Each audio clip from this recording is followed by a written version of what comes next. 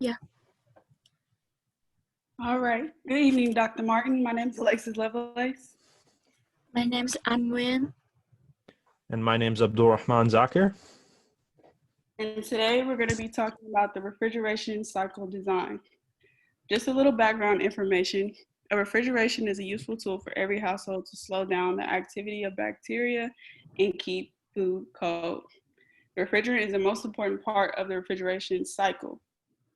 So the goal for this assignment is to determine a suitable refrigerant to the design requirement operating at negative 15 degrees Celsius, which is 5 degrees in Fahrenheit, to 30 degrees Celsius, which is 86 degrees Fahrenheit. There are four major components when it comes to the refrigeration system: the compressor, the condenser, the expansion valve, and the evaporator. The compressor is the work input to compress the low pressure, low temperature vapor. The condenser is a heat exchanger which rejects the heat to the environment. The expansion valve reduces the pressure and temperature, while the evaporator, lastly, is the heat exchanger that absorbs the heat inside of the refrigeration cycle.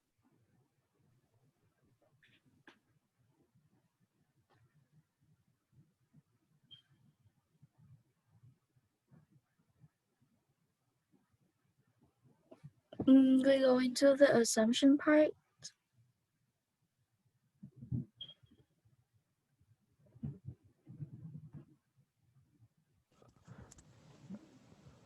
And so, Can go. and now I'll be taking over the assumptions portion.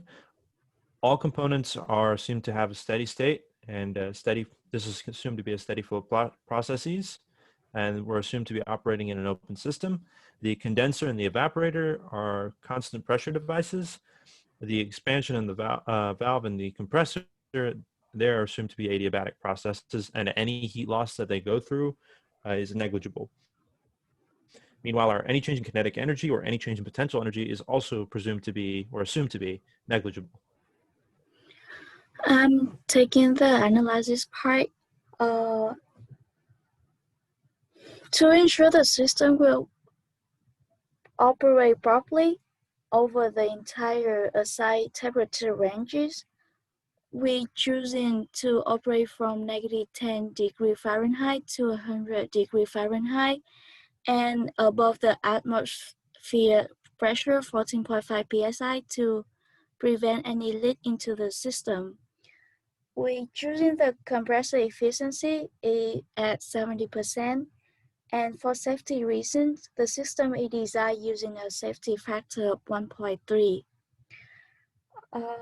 Refrigerant is the important part the refrigerant is the important part of the refrigeration cycle. So after researching and reviewing several refrigerants, we choosing R290. At part of the second law of thermodynamics, heat flow from high temperature to low temperatures.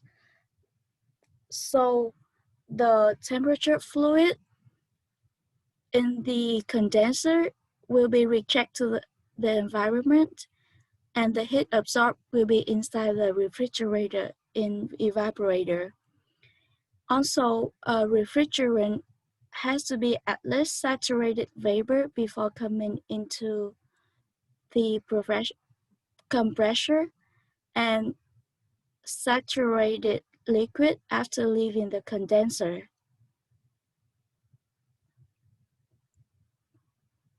And you can start the cycle. Now we're going to go into the cycle.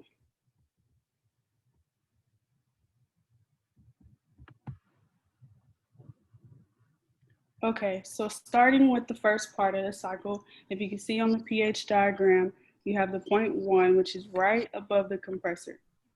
So starting at point 1 at the compressor, you have a low temperature and a low pressure vapor going into the compressor. From point 1 to 2, there is no heat exchange, which is isentropic. When leaving the compressor, you will have a high pressure and high temperature. During the process, the refrigeration has to be a saturated vapor. To compress, we need to input the work at Wn, as you can see on the refrigeration cycle diagram. This process will be isentropic. From 2 to 3, the refrigerant go into condenser. which is removing heat to the outside environment, QH. The purpose of the condenser is to receive a high pressure, high temperature vapor, leaving the compressor, and condense it into saturated liquid. Here, temperature is cooling down a bit before coming into expansion valve. The refrigerant is going into isobaric process, which is no change in pressure. From the condenser, the refrigerant R290 is then sent to the expansion valve, where the pressure will be relieved from the refrigerant. In this portion where we're going from 3 to 4, there's a decrease in the pressure, a decrease in the temperature, but there's no change in enthalpy, hence isenthalpic. At point 4, the refrigerant turns into a vapor liquid mix, and from point 4 to 1, we have the evaporator, and from there, from point 4 to 1, again, it's isothermal, no change in temperature, isobaric, no change in pressure, but the enthalpy does indeed increase. And just to underline that in the evaporator, it's being used to absorb the heat from the system. This component basically ensures that all the liquid is evaporated so that it can enter the compressor as a gas, and that this portion of the process is isobaric. From here on out, the process would basically restart.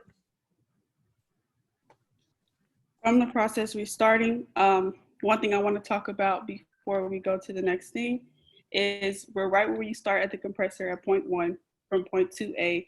That is where the compressor efficiency is at 70% as stated in the problem. So from point 1 to 2A, that is the compressor efficiency of 70%.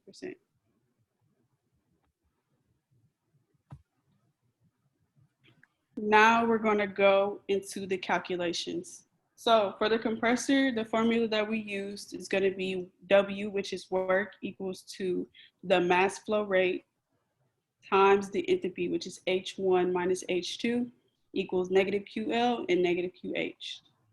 Next, going into the condenser, you have QH equals the mass flow rate times enthalpy again, which is now we're going to use H3 minus H2. At the expansion valve, H3 and H4 are going to be equal to each other. And then at the evaporator, for the formula, it's going to be QL equals the mass flow rate times H1 minus H4, which is enthalpy again.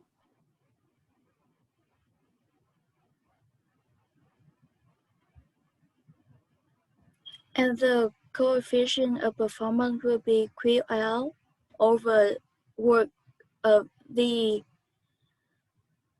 2x. Here, the table of thermodynamics properties. Just from temperature, pressure, enthalpy, and entropy. All of that we can get it from diagram earlier. X means the quality of the refrigerant. At stage 1, it will be saturated vapor. At stage 2, it is in superheated vapor. Point 3 will be as saturated liquid, and point 4 will be mixed liquid vapor, which is 39% vapor.